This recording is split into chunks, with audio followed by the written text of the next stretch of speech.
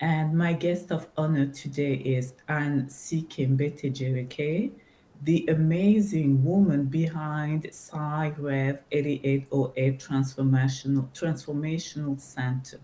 Welcome, Anne Mbette-Djereke. Thank you. Good morning, Elodie Wood. Thank you for having me this morning All right. to.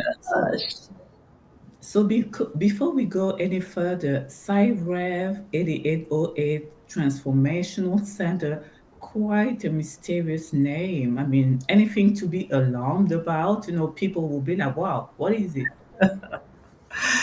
Yes, this is interesting.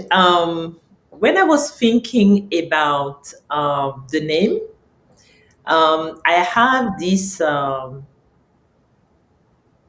dilemma. I wanted it to reflect what I do, but I wanted it also to reflect my calling because it's a combination of who I am, what God has made me to be. To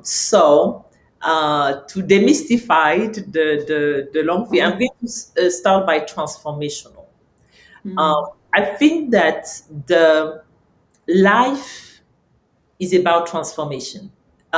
If we look at from birth to now, there is the man is in the processes of transformation. We don't look the same. Uh, Everything from infant to now, I'm different, and in 5 years from now, it will be different. So transformation is part of life. Um, in the physical aspect, but also transformation has to occur spiritually and even emotionally and psychologically, because when transformation does not occur, then we have a lack and sometimes we have big issues. So we know that in the Christian perspective, God is exhorting us in the Bible to be transformed through the renewing of our minds. So even spiritually, we need to be transformed, and physically as we are transformed. Now, Psy is for psychology.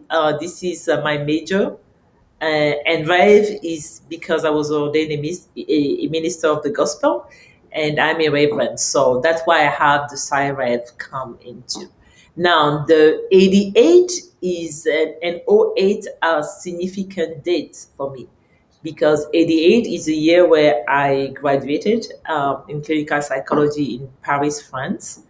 And '08 is 2008, where I was ordained as a minister of the gospel. So uh, this is why you have a Psyrev 8808 Transformational Center. I don't know if my answer is satisfying, but that's what I can say.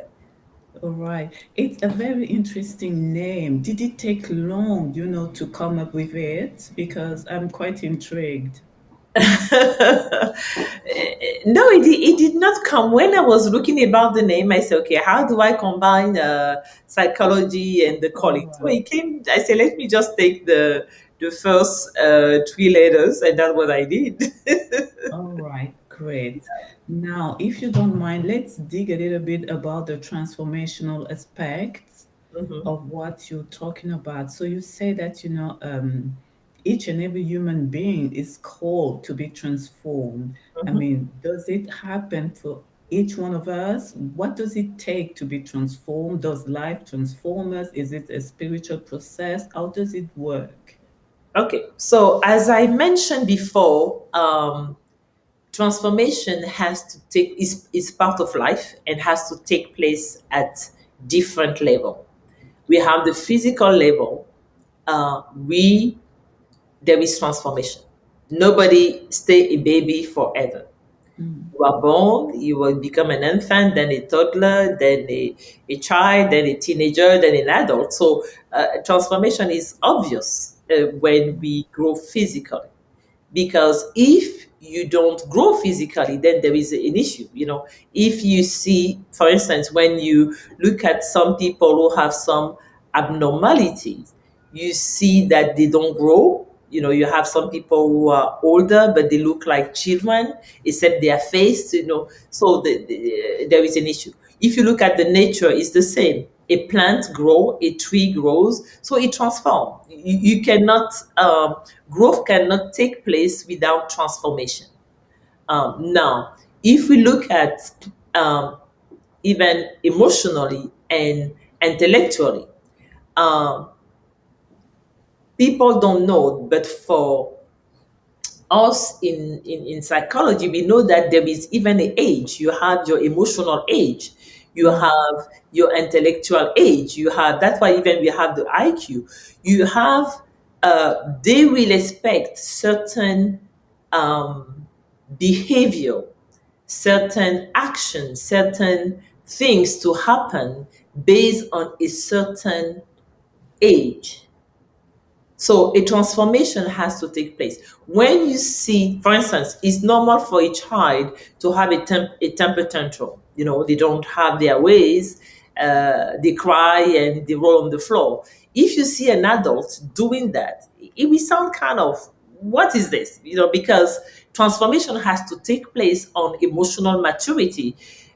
So it has to take place on even intellectual maturity. We change as we learn, as we grow. We understand better the world. We understand better things. So we are kind of transformed.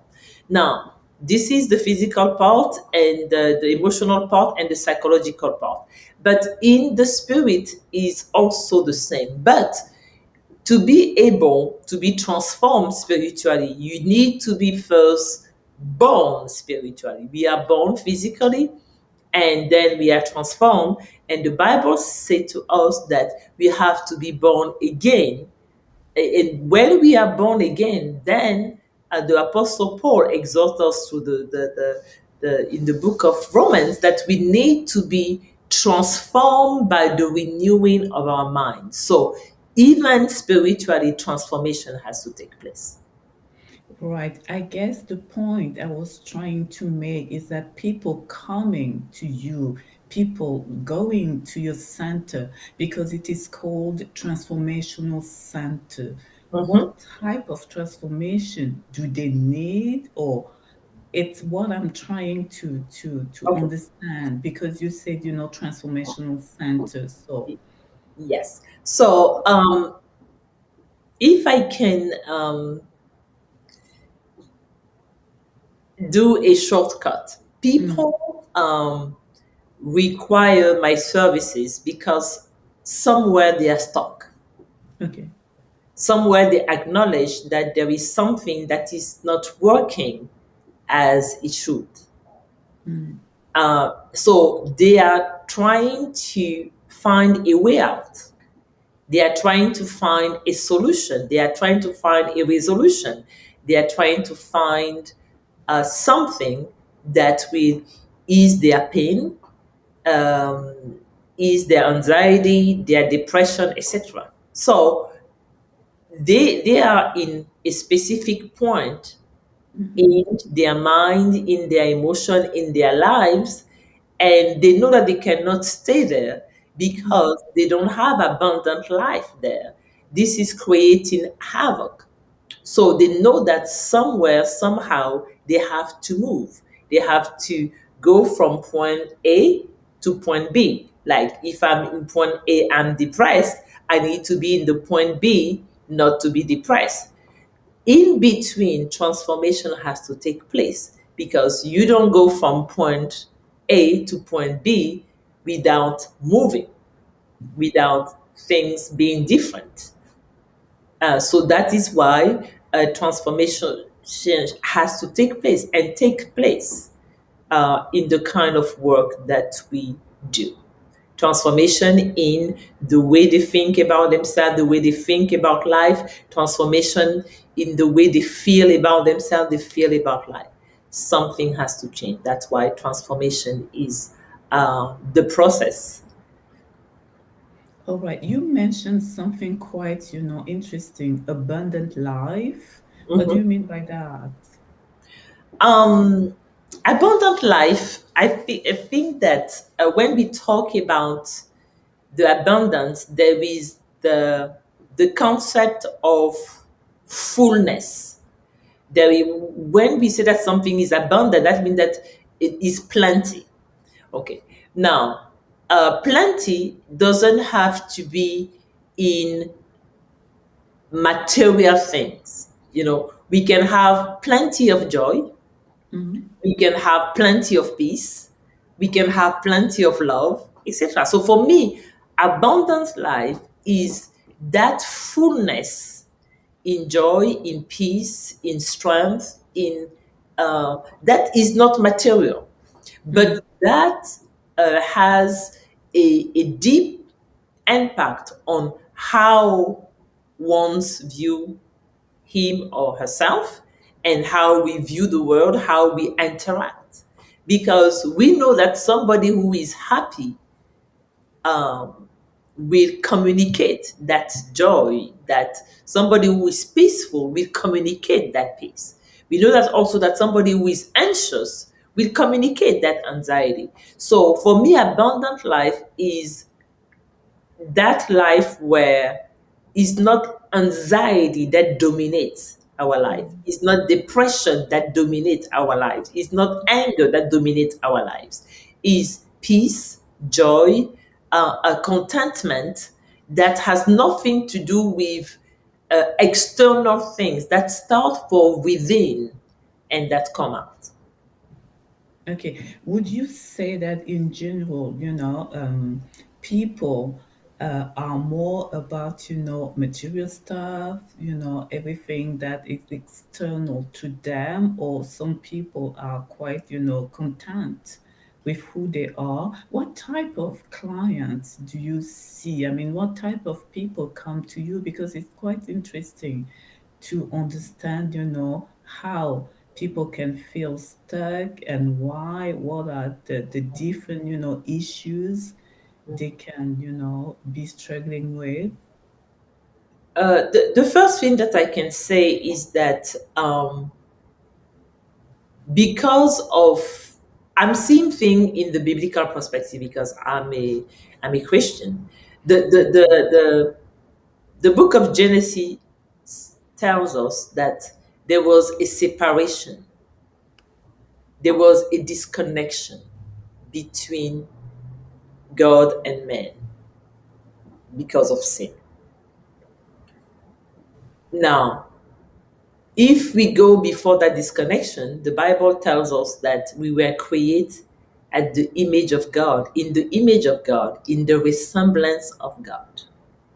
And that Adam and Eve have a fellowship with God and were in the garden and were given an assignment to rule over the garden, to keep the garden, to multiply, etc.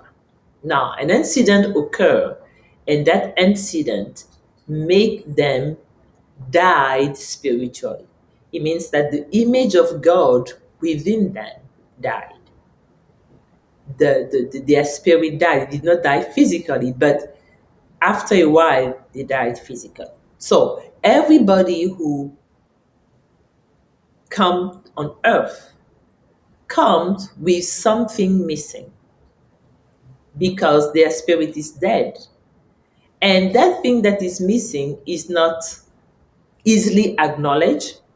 Mm. And many cultures have tried to attend or to answer or to bring a solution to that missing part, to that void.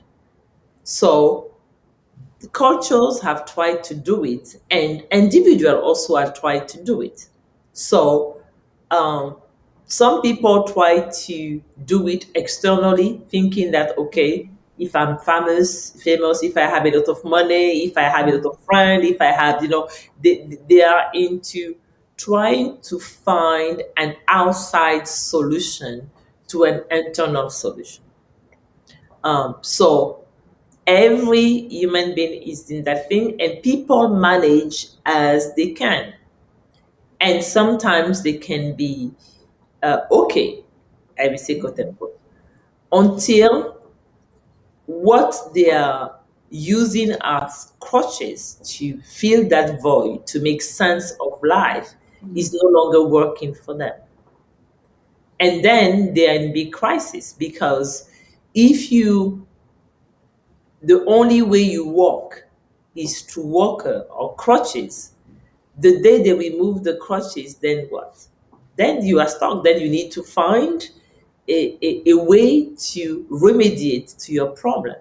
Now, you can go and try to buy other crutches and continue to live like that, or you can say, no, I need really to see what's going on with my leg and how my leg can be fixed forever.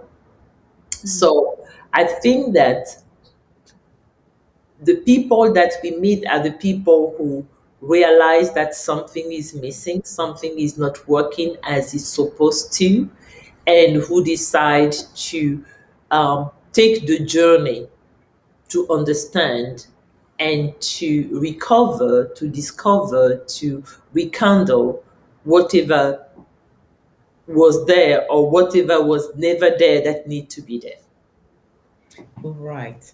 So when someone, is feeling that kind of, discomfort, lack of something, something missing, they're not doing well.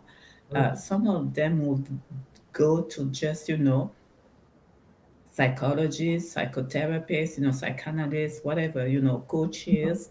But the thing is, you have a different approach because you're saying deep down, if we deep down, the root of every human disease, lack of ease, lack of peace, lack of joy, lack of contentment, is the disconnection with God. But the thing is, okay, they're trying to find a solution. How about those who go to a normal, inverted comma, a normal psychologist, a coach, without that, spiritual component, that spiritual part, that spiritual explanation? At the end of the day, no matter how long, what I guess, what I, that at the end of the day, no matter how long they spend with that person, they'll still be going to be missing something.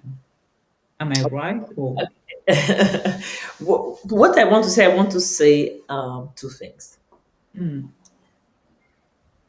I will say that everything depends on the worldview.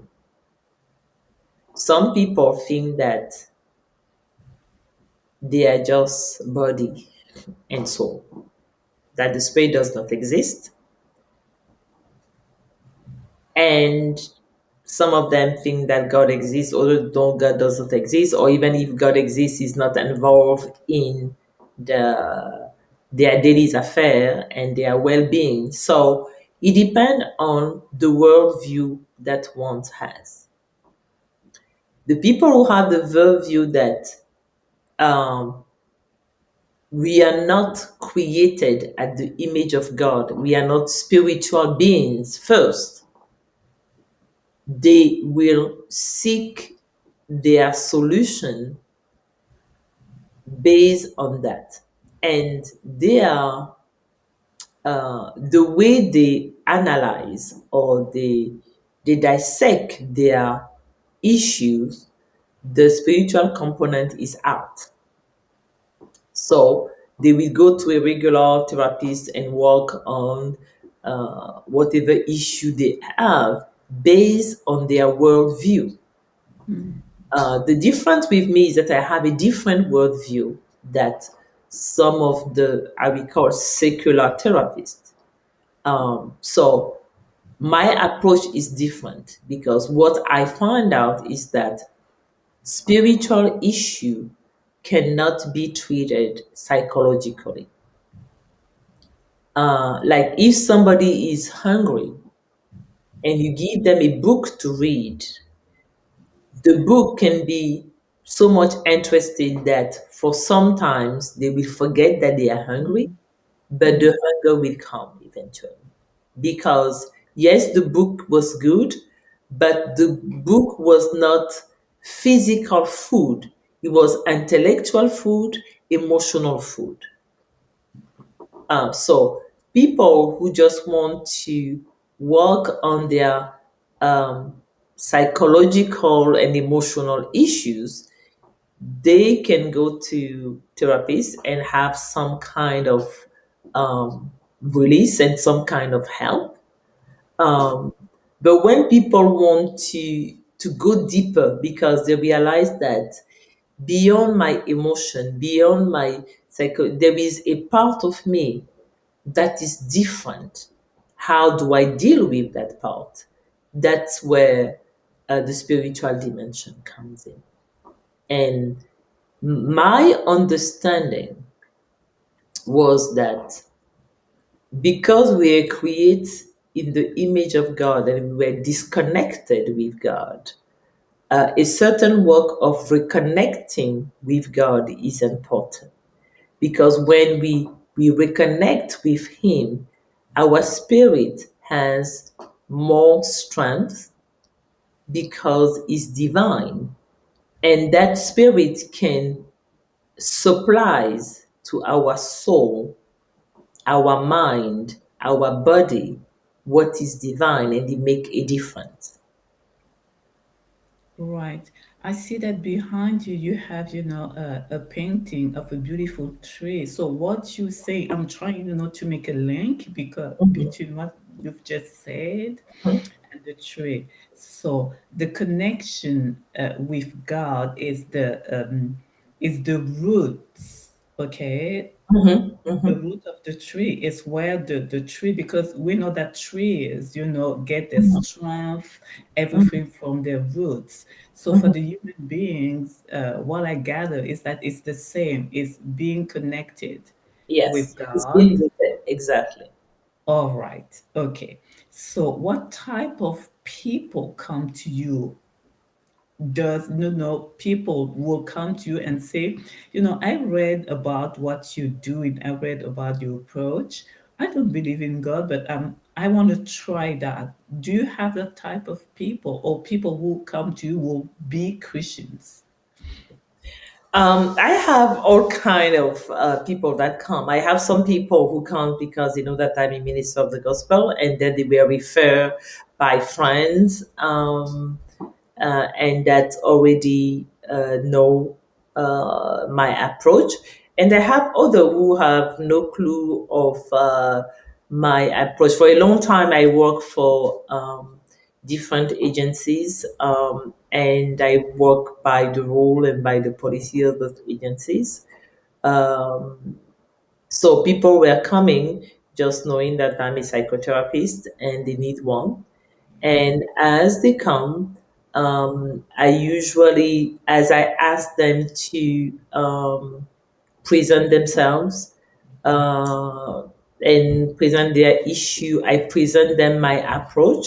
And one of the good things that has been helping was that in the evaluation that we make, we can ask them is spirituality is important for them, and if they want it to be part of the therapy, yes and no. So when they say no, then we have to respect. We cannot add it there. But when they say yes, then we can look at what is their belief system and how they can integrate it for their health. But beside that, when we work with a client, sometimes we give them food for thought, and a therapist has the liberty to choose what kind of food for thought that matches and that will help the client regain wellness. So the food for thought can be anything.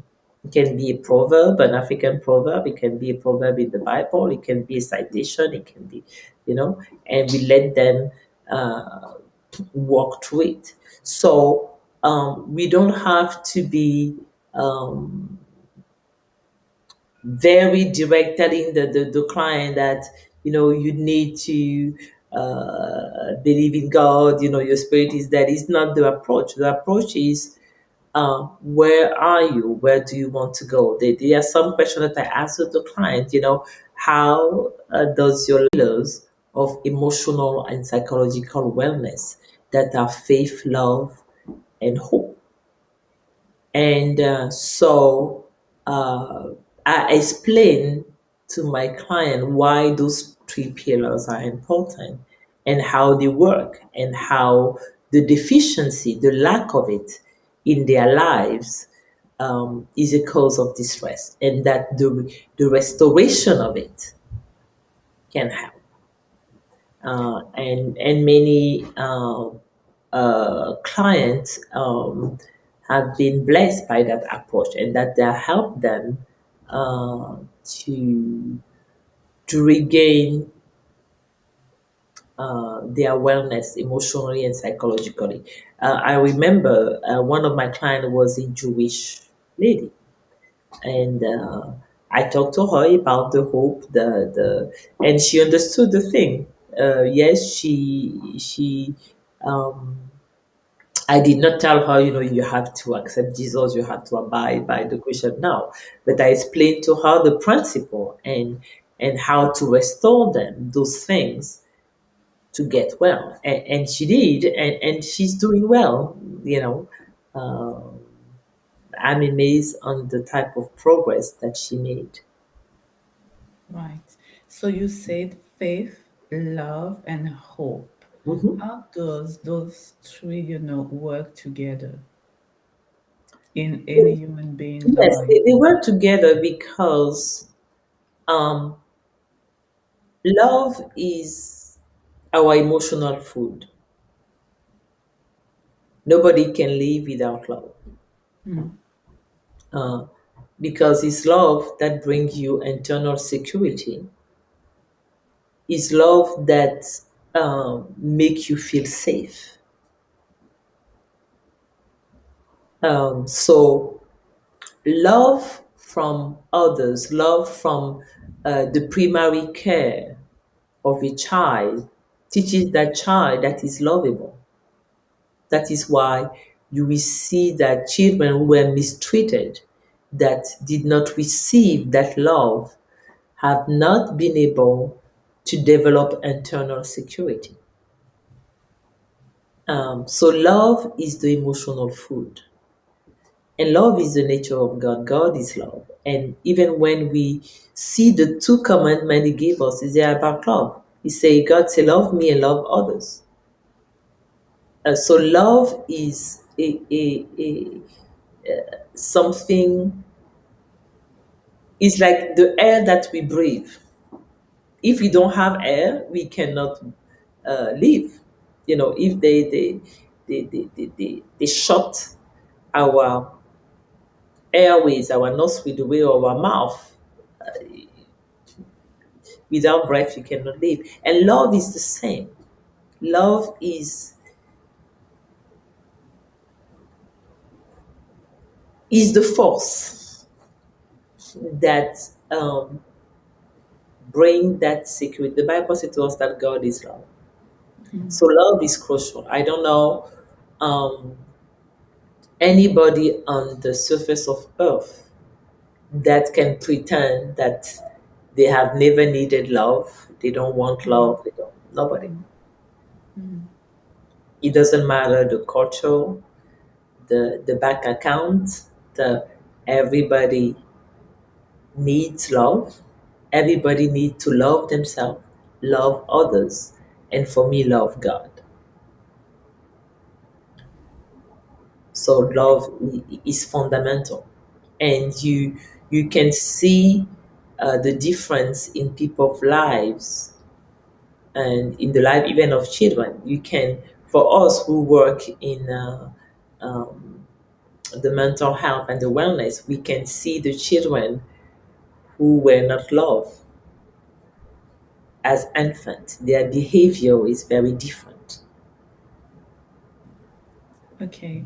So through your lenses, of psychotherapy, Reverend, how do you see the current, pandemic situation in people's mental health? Do you think some people were really, thrown off the cliff because of the social distancing and everything that is happening? How do you view it? Um, what I see if I can make sure that I answer your question. I'm sorry that I'm in the office on Sunday and people call. I mean, it's just, but anyway, um, the the pandemic. You are telling me how the pandemic has affected people in uh,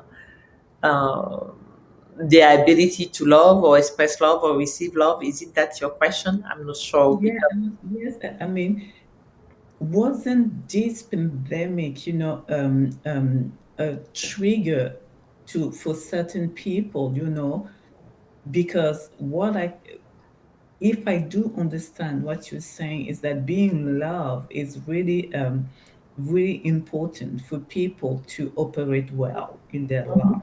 So now that we have, a pandemic with, social distanciation, with this and that, how about those people who were not loved and who are not functioning, pretty well because of that? How would they fare in this situation? Would it get worse? We know that the big issue that the pandemic has made come up is that it has forced people to face themselves because they were less distracted. As I said in the beginning, people cope with their own void uh, the way they knew it with external thing. Um, Now, to have to be in the house um, all day long and not socialize with other people, not being able to see people, touch people, laugh with people, have good time. He does have an effect on your psyche because if you were using this social network, this social support to kind of nurture you, then it's no longer there. Now, it's true that we have videos, we have phone calls, we have all kind of things, but it's not the same. So, what the pandemic has an impact on people. One, he increases the level of anxiety because they are telling you that there is this disease out there that is deadly, that you can catch, and there is no cure for it. So if you are naturally somebody who is anxious, then your anxiety will be on the roof. And we have seen how people have been anxious, etc. We look at children. They like to go outside, play, run outside. For months, they were not allowed to be outside. So staying in the house and not be able to express yourself, enjoy yourself, play with friends, it takes a toll because it's like, what kind of life is it? How long are we going to be there? Why can't I do this? It creates a lot of frustration, a lot of anxiety. So now, if before the pandemic you did not have internal security, internal peace, that you can be by yourself and be okay, then it creates a big problem because you have never learned to be by yourself. You have never learned to enjoy yourself in simple things. You have never learned to be in the home and enjoying your home. You were always outside, always in the room, and your home was just the hotel where you lay your head and everything is outside. It is a lot of problem when suddenly you find yourself not being able to do all of those things. Is very difficult. Is very, so he has a kind of toll on people level of peace because anxiety has increased. Secondly, he has a toll on when you live in the house and you don't get along with people, the tendency is to be outside the most that you can. Now, you have to be in the same home. You don't get along. So it creates friction, frustration, fight, physical fight, violence. I mean, he kind of exacerbates everything because you have to learn to be with each other, to talk to each other, to cooperate. While for when everything was fine, you have the avoidance. I'm just going outside and it's fine, and you know something. So it created a lot of issue for the people who are depressed, who he kind of make them more depressed because you cannot go out, you cannot see anybody, you cannot, you know something. So you have to deal with all of these negative thought or anxious thought, and you don't know what to do with them. For some of our clients, they used to come physically. Then you need to talk to your therapist on the phone, or you know, to another medium. Yes, you can do that 1 month, 2 months, but 6 months, 8 months, then it becomes a burden. So, yes, we saw a lot of emotional and psychological distress.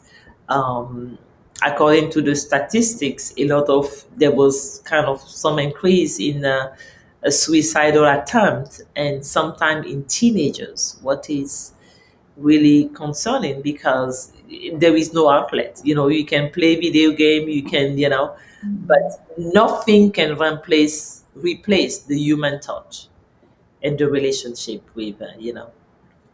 Right.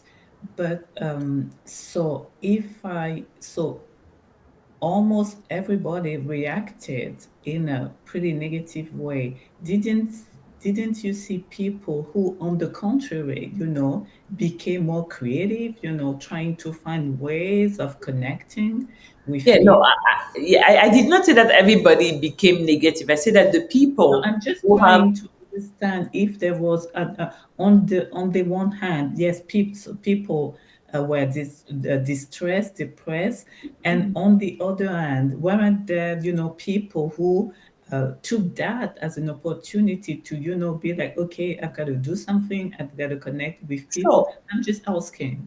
Sure, sure. Because this is what happened.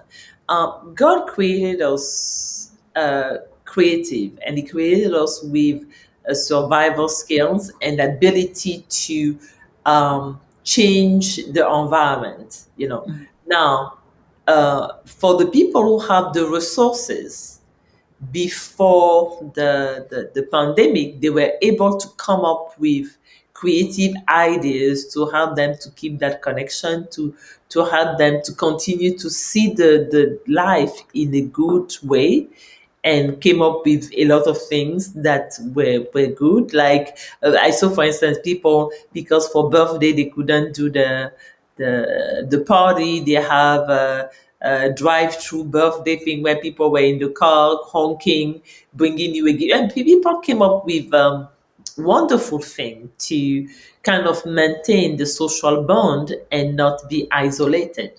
But to be able to, you need to have resources and energy. If mm, in the beginning, when everything was quote unquote normal, it took you a lot to do things.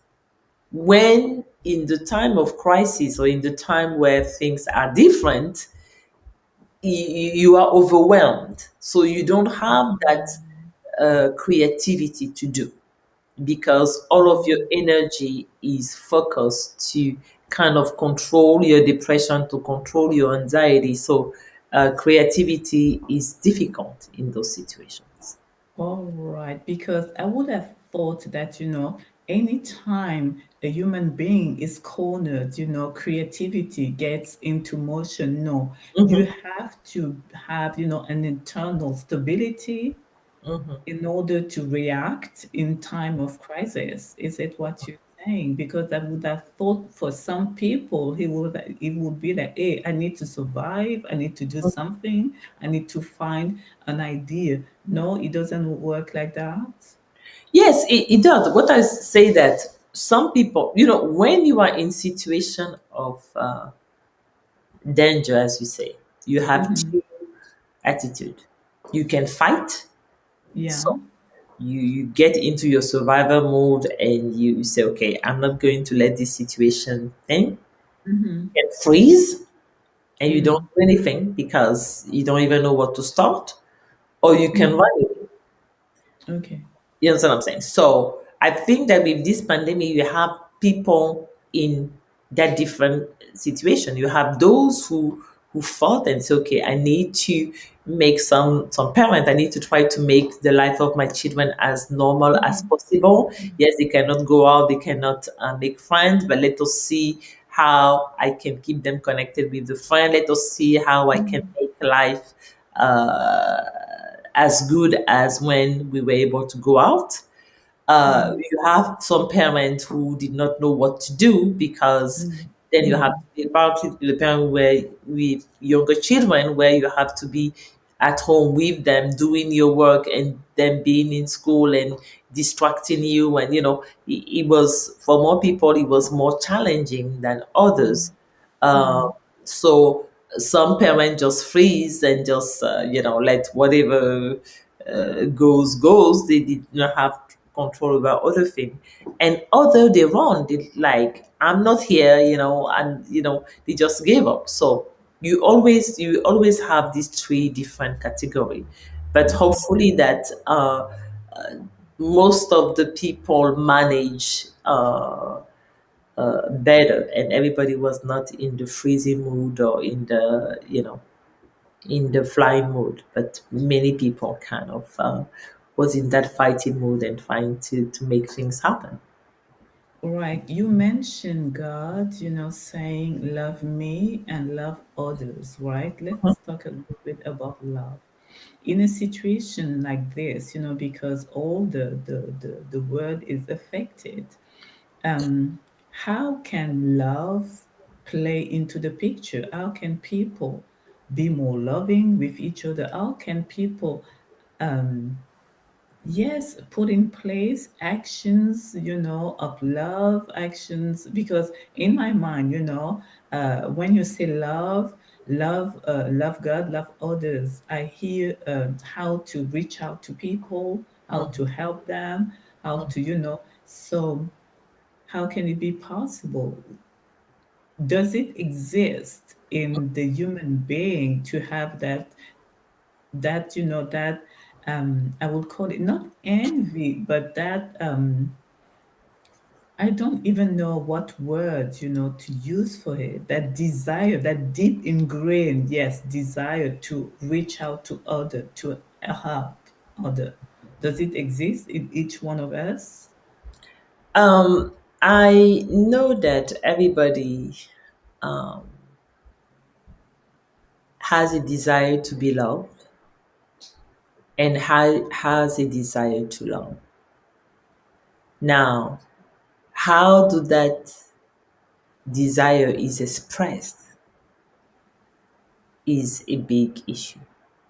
Um, Hmm. I can see that some people, as I say, have never learned what it means to be loved because they were confronted to abuse in early in their lives. So Mm. love for them is a foreign word Okay. because love is learned, is demonstrated, and is learned, is taught to a child. Mm. So when we have not experienced what does it mean to be loved, then it's difficult for us to spontaneously know Okay. how to love. Mm. We Mm. need to make an effort and go and learn Okay. about love. Some people, for instance, who were mistreated, they understand that that is not love. So when they grow up, they make sure that they don't mistreat others because Mm. they know what he felt, that he was bad, that he was wrong, and they commit themselves to do things differently. Mm. So they learn how to love by other means. Okay. By observing other people, by Mm. reading, by, sometimes they, now you have other people who were abused, and for them, if you love me, you abuse me. All right. Mm. And they don't have the fact that, no, I don't have to abuse you. If I love you, I may disagree with you, I may not uh, like what you do, but it doesn't give me the license to abuse. You know, Mm. and so you have those people who they just think that abuse is part of love. That means Mm. I curse you out today, and 4 hours later I bring you flowers, and and tomorrow I beat you up, and then you know, 3 hours later I tell you that I love you. You have some people who are confused in their expression of love, where they are in this cycle of eternal reconciliation and eternal amendment and eternal I reject you and I love you, and they are in this crazy dance because they never learn that you can love, you can be nice even when you don't agree with somebody, and that love is something that everybody needs.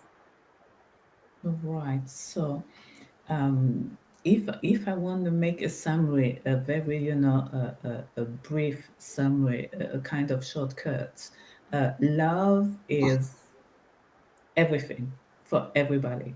Love is the must-have for everybody. You know, wouldn't you say that? Yeah, I feel that love is the must have. But now we need to define what is love. When I think about love, I think about how it's defined in First Corinthians 13. Because you see that love is patient, Mm-hmm. love is kind, love does not seek its own interest. Mm-hmm. The love rejoices in truth. So love has certain characteristics. You know what I'm saying? I want to dissociate love with just the pure emotion and emotionalism. Mm-hmm. If I love somebody, I cannot tell them the truth because I love them. I don't want to hurt their feeling. If I love somebody, I have to lie to them because the truth. People have all this kind of philosophy about love, but Mm-hmm. love is more than an emotion. It can be expressed itself emotionally, but love is a way. This is will be my definition. Love is for me a divine ways of relating to others, Right. where we choose to be truthful to the others, but a blessing to the others. Mm. That is why when we love, we don't only think of our own interests. There is a place of the interest of the other, what they think, what they want, what they like, what they don't like, etc. So love is not selfish. It's not Mm. I love you as long as you do everything that I say the way I Mm-hmm. want, etc. And I don't love you when you don't you don't do what I want you to do. So if I say, love is a way of life, is action, is a decision, do I understand what you're saying? That we have to, it's not, it's that, I choose, I decide to love people, not Mhm. based on what they're doing for me, not based on what they look like, but I just choose to love them. Uh-huh. Is L- it, am I, Love is, you talk about the fruit, the tree. Love, mm, the Bible said to us that love is the fruit of the Spirit. A fruit is something that is the result of a seed that was planted and that grows and that bears fruit. So love is not something that is isolate. He belongs to something. All right. and is held by something. Mm-hmm. And so that's what I say, love goes beyond emotion, is a commitment to allow that divine aspect of God in us to be manifested towards ourselves and towards others. Okay. So to truly walk in love, we need that connection with God because He's the one who make it grow in us. It's let's go back to the tree, right? Because that painting behind you is quite interesting. So let's go back to the tree. Would you say that love is its roots and everything stem from love, from the roots? Everything we do, everything we think, everything. Would you? Is it a good analogy or not? Um, because the Bible says that God is love, Right. I Mm-hmm. can say yes. Mm-hmm. But at the same time, I'm going to bring it in because the Bible says to us that the fruit of the Spirit is love, Mm-hmm. peace, kindness, blah, blah. So when we go to, we do a comparison of Galatians that talk about the fruit of the Spirit, and we do this with First Corinthians 13 that talk about love, we see that all of the other fruit, all that love is like love is a fruit that have many, that has in it patience, kindness. Mm-hmm. Mm-hmm. Yes. So in Yes. that sense, yes, because God is love, it is from love that emanates all of the others thing. Right. Okay. But that true love, not the Yeah. emotional, True. not Yeah. that my True heart is love. beating when I Yeah. see you, True. we are not talking about this kind of love thing. Yeah. So true love means I can love anybody. Yes. All right. Yeah. Okay. So, would you say that one of the reason why, society is kind of, Mhm, losing its mind is because we mhm, don't really know what true love is, and we're not operating in true love. uh, yes. Is it Um, so? yeah, I think that the author of love, the author of love is the author of love is God, Mm-hmm. and we cannot how can I say uh, know him. We cannot manifest love if we don't know him. Right. Okay. You know, he has to be um,